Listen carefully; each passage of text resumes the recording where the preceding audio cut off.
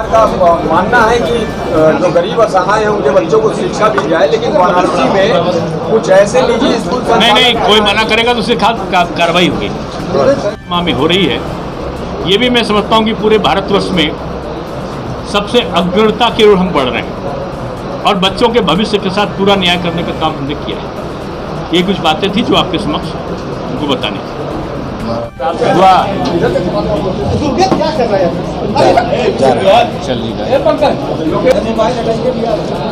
बाबा विश्वनाथ का दर्शन पूजन सारे माननीय जनप्रतिनिधि यहाँ पर हैं। हमारे क्षेत्रीय अध्यक्ष आदरणीय महेश जी, हमारे नीलकंठ तिवारी जी पर्यटन मंत्री, हमारे वरिष्ठ मंत्री करेंगे, उनको प्रशस्ति पत्र देकर सम्मानित किया जाएगा।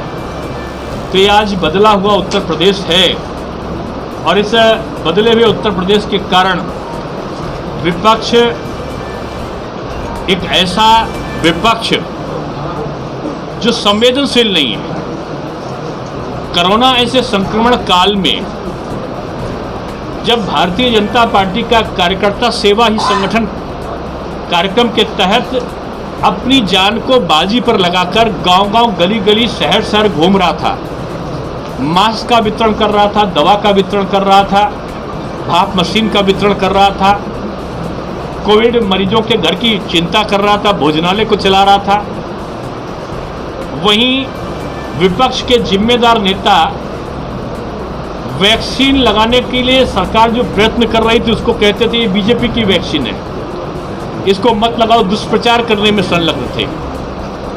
और यहाँ तक ये सभी दलों के कार्यकर्ता तो छोड़ दीजिए, नेता भी अपने चुनाव क्षेत्र में तक में नहीं गए सेवा करने के लिए।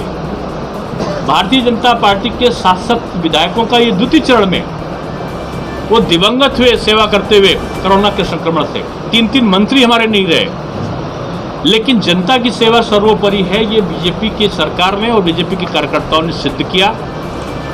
आज कोरोना के कारण अपनी निसफलता को छुपाने के लिए विपक्ष, ट्वीट वाली विपक्ष जो धरातल पे काम न करके घरों के अंदर अपनी सुरक्षा की चिंता करके काम करती है, वो हताश और निराश रह के जातिवाद पर 1.5 लाख के आसपास शिक्षकों की नियुक्ति इन 4.5 वर्षों में पारदर्शिता के साथ हुई।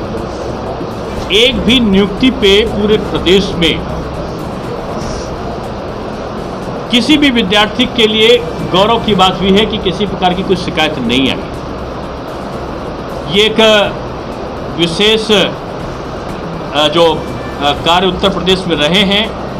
आज उत्तर प्रदेश की जो अर्थव्यवस्था है वो एक मजबूती, आज उत्तर प्रदेश दूसरी अर्थव्यवस्था पूरे देश में बन के उभरा है और 11 लाख करोड़ का जो हमारा अर्थव्यवस्था थी वो आज 22 लाख करोड़ की बन गई 4 वर्षों में। ये उत्तर प्रदेश बदला हुआ है और ये अर्थव्यवस्था से सबसे बड़ी बात ये हुई कि हमारे सूबे का जो व्यक्ति है उसकी आमदनी दोगुनी हो गई। ये एक हमारा एक दोगुनी होने की तरफ हमारी अर्थव्यवस्था बढ़ी है। किसानों की आमदनी दोगुनी हो, इसकी तरफ हम लोग काम तेजी के साथ आगे बढ़ाए हैं।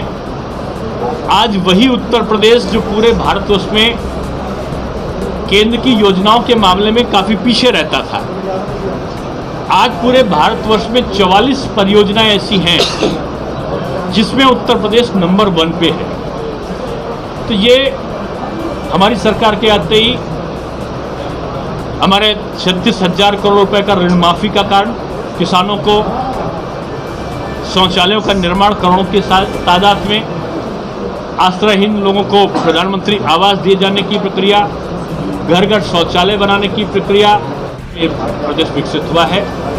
आप सब को काशी, क्योंकि काशी एक संदेश देने वाला प्रदेश है और माननीय प्रधानमंत्री जी जब आए थे तो उनके मुंह से अनायास निकला था कि माँ गंगा ने मुझे बुलाया है और माँ गंगा के पुत्र ने वास्तव में जिस प्रकार से यहाँ के लोगों की सेवा की है, मैं समझता हूँ अद्वितीय है और स्मरणीय है।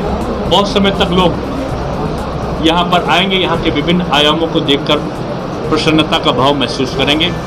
अभी मेरी अधिकारियों के साथ में बैठक है जिसमें विश्वविद्यालयों की परीक्षा जो संपादित हुई है, भविष्य में भी हाई स्कूल इंटरमीडिएट की हम इसी महीने परीक्षा कराने जा रहे हैं। एक अभूतपूर्व रिजल्ट निकाला है। जो लोग परीक्षा में प्रमोट हुए थे हाई स्कूल इंटरमीडिएट में, उनके लिए उत्तर प्रदेश शासन ने, माध्यमिक शिक्षा विभाग ने और उच्च शिक्षा विभाग ने एक जियो निकाला है, शासनादेश, कि उनको प्रवेश से वंचित नहीं किया जाएगा।